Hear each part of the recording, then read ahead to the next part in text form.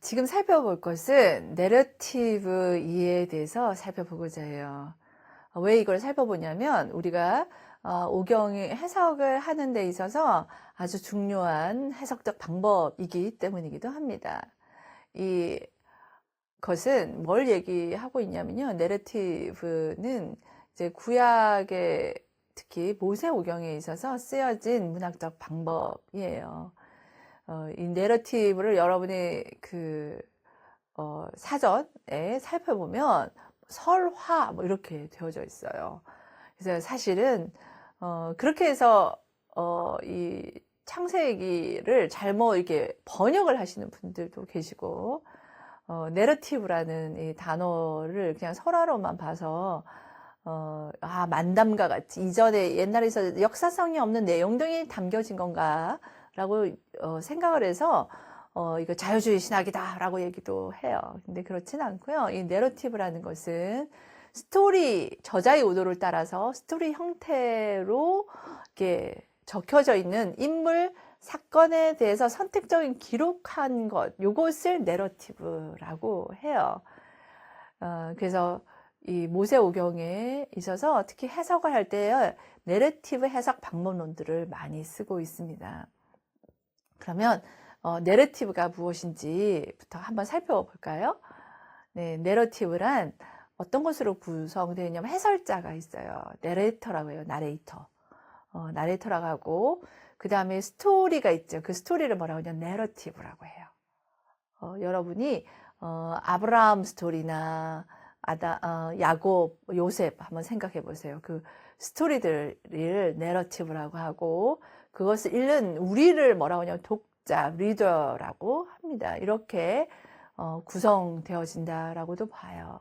그 안에서 자세히 구성은 이제 앞으로 살펴볼 건데 이제 이 내러티브란 이제 어떤 저자가 있죠. 우리는 저자가 누구로 보나요? 하나님이시죠. 하나님께서 하나님의 사람을 통해서 모세를 통하여 어떻게 해요? 그 하나님이 원한 뜻과 의도, 방법을 통해서 등장인물들이 있어요. 그죠? 등장하는 그 역사성이 있는 사람들을 어떻게 묘사했는지 그것이 모두를 다 기억 못하니까 선택적으로 하는 그 선택적 기록 인물과 사건 중심이죠. 그죠?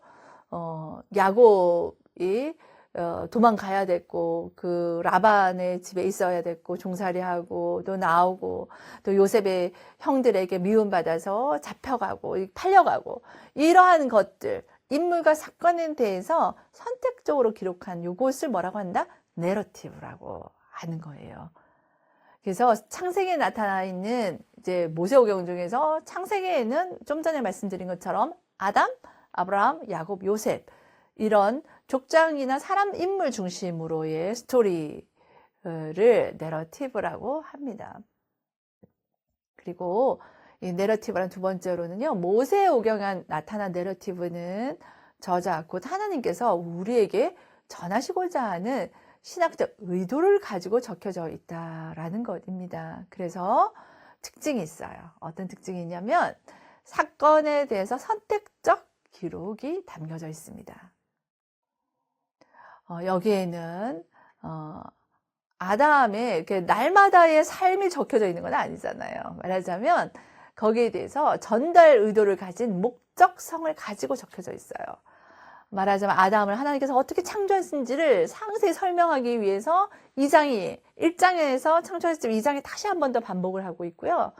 그 다음에 3장에서 범죄한 사건, 그것이 인류의 죄가 어떻게 들어왔는지를 보여주시고 우리에게 알도록 하기 위해서 하나님의 의도를 가진 목적성이 있는 내러티브의 전개가 담겨져 있다라고 보시면 되겠습니다.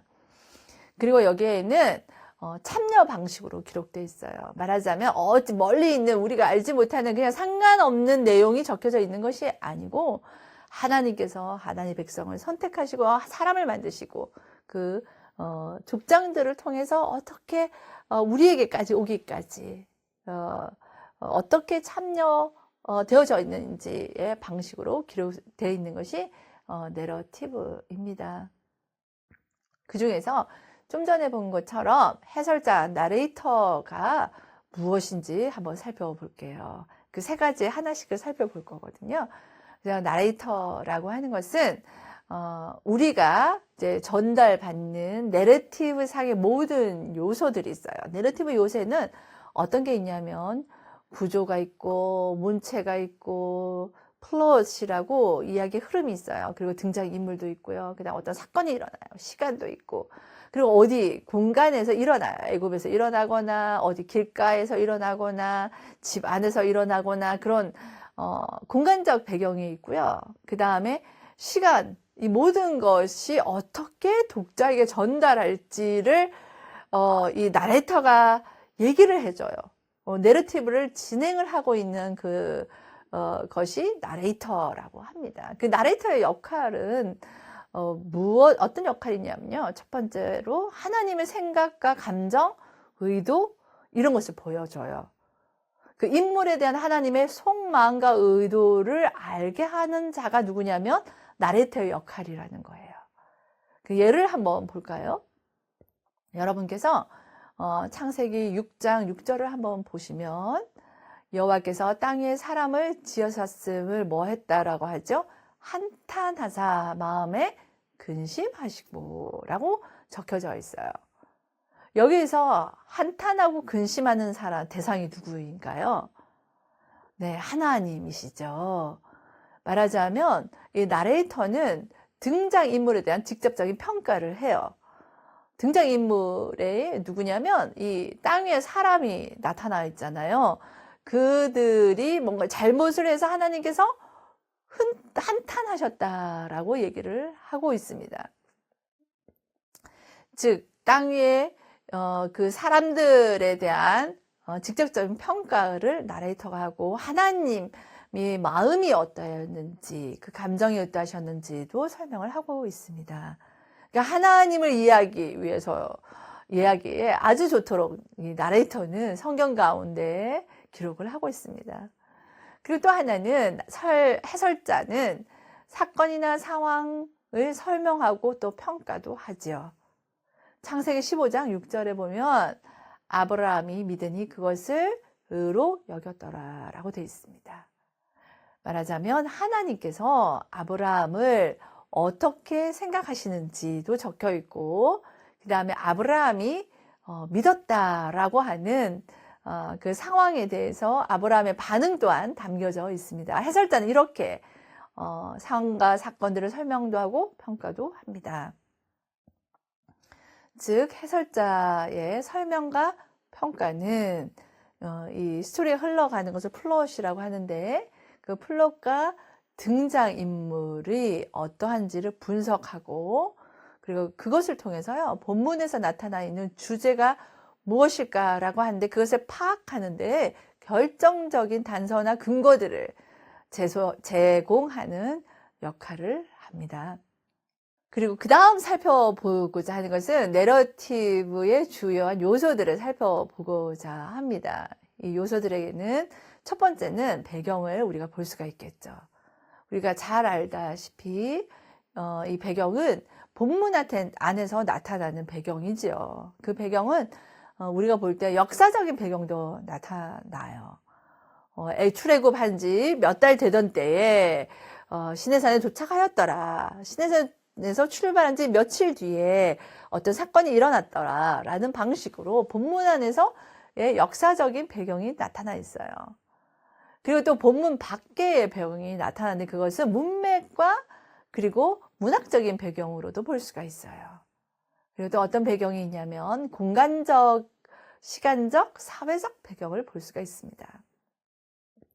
이제 공간적인 것은 어느 공간에서 일어났는지 그리고 아침 일찍 아브라함이 이삭을 데리고 갔더라. 아침 일찍이라든지 이런 시간적인 배경을 통해서도 그 주제를 파악하는데 도움이 되고 그 본문을 해석하는 데 도움이 되죠. 그리고 사회적 배경으로도 볼 수가 있어요. 예를 들면 사회적 배경으로 보자면 그 시대에는 종이라고 할 때에는 주인을 섬기는 역할이지요. 철저하게 그러합니다. 종들에게 있어서는 주인에게 소유권이 있죠. 주인의 소유가 종입니다. 그런데 이 요셉의 스토리를 한번 보면, 요셉의 내러티브를 보면, 거기에 요셉이 종으로 잡혀가잖아요. 그런데 그 종이지만, 그 종으로서, 그 주인의 모든 재산을 관리하는 자가 되어져 있어요. 그리고 그 주인과 종의 관계가, 주인이 종을 아주 잘 믿고, 요셉을 믿고 있는 것을 봅니다. 그래서 이런 걸 통하여서도, 종이로 그 보디발의 집에 들어가 있지만 그 역할을 보면 그냥 좀 특별한, 다른 종들과 달리 좀 특별한 위치에 특별한 일들을 하고 있음을 볼 수가 있어요. 근데 그것을 나레이터는 어떻게 설명하고 있냐면, 여호와께서 요셉과 함께 하시매라고 얘기를 여러 번 하고 있어요. 결국은 나레테의 얘기나 아니면 그 사회적인 배경의 분석을 통해서도, 이 요셉의 특별하게 하나님께서 어떤 관심을 가지고 있는지, 하나님께서 함께 하실 때 그 사회적 배경을 넘어선 하나님의 뜻과 의도가 있구나를 볼 수 있도록, 그렇게 사회적 배경 또한 이해를 할 때에 본문의 내용과 주제를 아주 크게 이렇게 얘기를 하고 잘 해석할 수 있도록 도움을 주고 있습니다. 플롯을 보면 이 플롯이 아주 중요한데요. 이것을 잘 구분하고 알 수가 있다면 여러분이 모세오경을 해석하는 데 큰 도움이 되리라 생각을 합니다. 플롯은 무엇이냐면 얘기가 진행되고 전개되는 방식을 얘기를 합니다. 여기에는 5개의 단계로 볼 수가 있어요. 5개 단계는 이렇게 되어집니다. 해설, 발달, 전개, 절정, 해결, 결말이라고도 하고, 이렇게 5개가 되어져요. 우리가 학교에서 이제 국어 시간에 배우기도 한 내용이기도 합니다. 해설은 어떤 부분을 해설이라고 하냐면, 사건이 시작되기 전에 인물이나 시간적, 공간적 배경의 정보를 제공해 주는 것을 해설이라고 얘기합니다. 레위인이 누구와 결혼을 하여 그때에 라고 하거나, 아니면 모세가 이스라엘을 데리고 출애굽하여 나올 때에, 이런, 아니면 홍해를 건널 때에, 이런 것처럼 어떤 사건이 시작되기 전에 이런 정보를 제공하는 것을 해설이라고 얘기를 해요. 이것은 각 책들이나 어떤 큰 아브라함의 스토리나 야곱이나 요셉의 스토리가 내러티브가 시작되기 직전에 보면은 해설들이 많이 나타나 있습니다. 발단이라고 하는 것은 문제가 발생하여서 행동을 통해서 뭔가의 일들이나 사건이 일어나는 것을 암시함으로 되어집니다. 출애굽하기 전에도 보면은 이렇죠. 고센 땅에서 이스라엘이 살았죠. 그런데 너무 왕성해지는 거예요. 그들의 숫자가 늘어나고 있음을 출애굽기서 앞부분을 보면 얘기를 하고 있어요. 그것이 이제 출애굽 전체에 있어서 문제의 발단이 되겠죠. 이스라엘의 수가 많아지고 강성해지고 왕성하여지는 것. 그러니까 어떤 사건이 일어날 것을 좀 암시하고 있는 부분을 발단으로 볼 수가 있습니다. 전개의 부분은 이제 발단에서 이 생긴 문제가 사건을 해결하기 위해서 다양한 방법을 시도하는 단계를 얘기를 해요. 이제 긴장감이 더해지고 그 절정을 위해서 준비함으로 이제 진행되는 것이 이 전개로 볼 수가 있겠습니다. 예를 들면 출애굽 사건을 보자면, 이제는 이제 이스라엘이 왕성해지니까 어떡한가요? 아이들 산파를 통해서 이제 태어나는 아이들, 남자 아이들을 죽이라고 막 얘기를 해요. 그렇게 얘기들을 하면서 이제 전개되어지는데, 뭔가를 향하여 긴장이 되어져요. 아이들이 죽어가고 그러는 전개가 되어지고 있다라고 볼 수가 있겠죠. 그것처럼 문제나 사건 해결을 위해서 다양한 방법들이 시도되어지고, 그걸 통해서 긴장감이 고조해지고 있습니다. 절정은 뭘까요? 가장 결정적인 사건이나 인물 등장이 되어집니다. 출애굽기서 앞부분에서는 어떤 게 절정일까요? 제가 볼 때는 모세의 탄생으로 보여져요. 큰 그림에서 볼 때에 다 죽어가는데, 다 아이들이 이제 죽임을 당해야 되는데, 이 아이가 하나가 태어나는 거예요. 아이가 태어나서 그 엄마는 아이를 아이를 어떻게 돼요? 감춰요. 감추고 이제는 감추는 더 못 감춰서 이제 강에 뛰어 보냅니다. 강에 뛰어 보내는데 이 아이가 으앙 하고 울어요. 울어서 어떻게 울게 되고 누구에게 건짐을 받나요? 죽이라고 명한 바로의 딸, 원수의 딸이 건지는 일이 일어납니다. 이제 건짐을 받는 걸 통해서 우리가 무엇을 알 수가 있어요? 이게 건짐을 받는 아이가 다 죽지 아니하고 버림을 당하지 아니하고 하나님과 살아나요. 말하자면 이 아이를 통하여 뭔가가 일이 전개되어질 아주 결정적인 사건이 되어지는 것입니다. 그래서 그것을 절정으로 좀 볼 수가 있겠지요.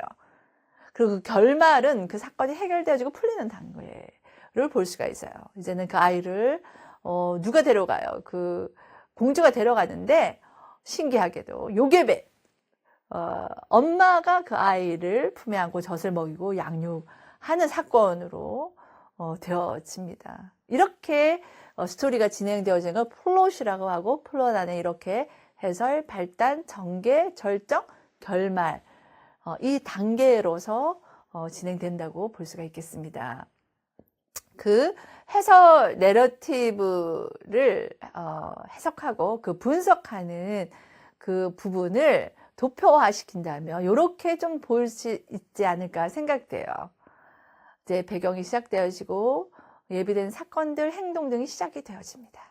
그런데 여러 사건들로 갈등이 발생되어지고 그것이 가장 강렬해지고 절정의 부분이 일어납니다. 그런데 해소가 되어지는 것이 절정 클라이막스에서 되어지고 그 결과 어떤 일들이 일어나고 결론으로는 행동의 마감이 일어나게 됩니다. 이렇게 내러티브의 분석은 도표화시킨다면 이렇게 볼 수가 있겠어요. 그렇다면 내러티브 주요 요소 중에서 세 번째로는 우리가 잊지 말아야 될 것은 등장인물들이에요. 이 또한 내러티브의 플롯과 마찬가지로 굉장히 중요한 부분들 중에 하나입니다. 등장인물이라면 내러티브에 나타나는 인물들의 말과 행동, 그 특징이 있어요. 그리고 그 행동들과 특징들이 변화되어지기도 합니다. 그것을 파악하고 분석하는 것이 필요합니다. 그것이 내러티브 이해와 해석에 있어서는 아주 중요하지요. 그리고 모세오경에 있어서 내러티브에는 인물에 대한 상세한 묘사나 심리적 변화들을 자세히는 나타내 있지는 않아요. 그런데 행동과 대화, 분석을 통해서 인물에 대한 정보를 얻게 되어져요. 예를 들어 모세를 보세요. 하나님께서 떨기나무에서 불로 나타나세요.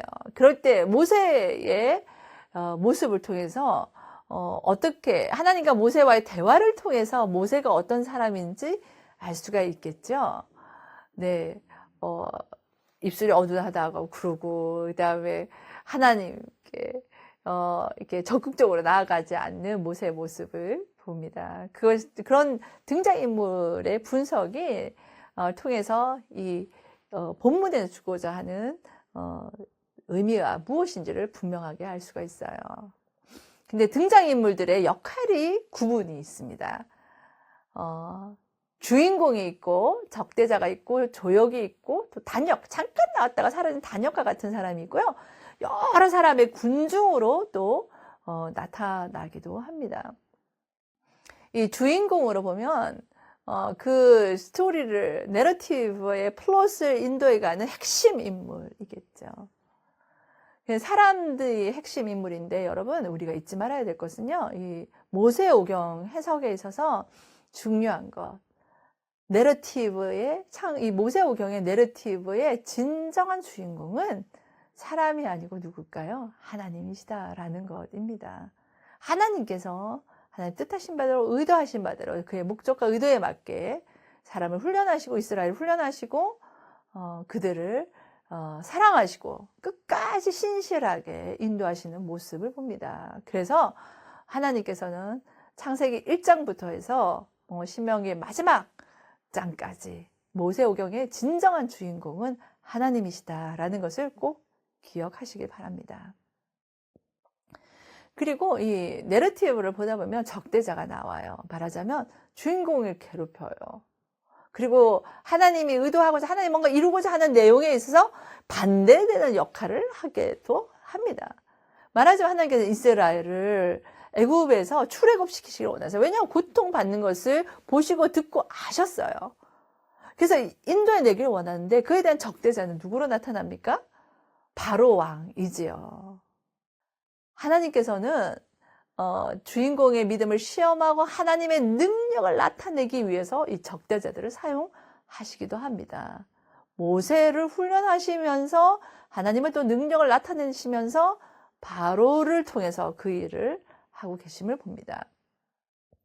그리고 또한 조역이 내러티브에서 있음을 볼 수가 있어요. 주인공의 특징과 그가 하는 일을 더 돋보이도록 하는 역할을 조역이 합니다. 또한 단역이 있는데 단역은 잠깐 나와요. 그런데 어떠냐면 어떨 때는 극적인 반전을 이루는데 이 조역의 역할을 하기도 합니다. 스토리의 흐름에 반전을 이루기도 하고요. 사건 해결에 결정적인 단서를 제공하는 것 또한 이 단역이 하기도 합니다.